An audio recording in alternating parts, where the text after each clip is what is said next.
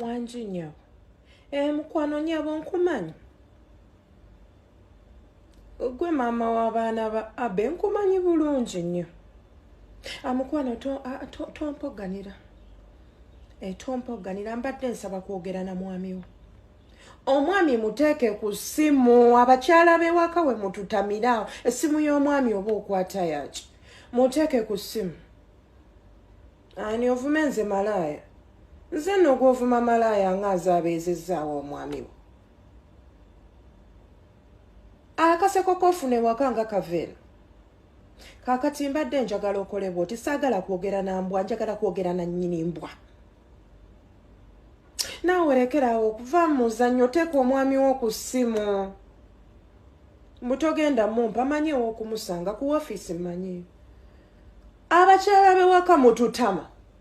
Amasimu g'abaami bamwe gwe mubakira bwe muti oba oyagala nze nkole ntya. Mukyala munnange ojja kunsonyiwa ntende waliddwa. Omwami sikyamulaba nnaku nnya. Essimu zange takyazigwa. Akafaanani sikalaba. Omwami yambulookinze. Tukole bwe kiti mukwano. Ennamba eno yennyini egiraba ekukubidde yeri ku WhatsApp. Mukyala munnange tompoganya. Omwami wo muteeke ku ssimu. Nkimanyi omwami waffe essaawa zino tannakola. Taata Abe muteekeko. Temunkooya mukwano.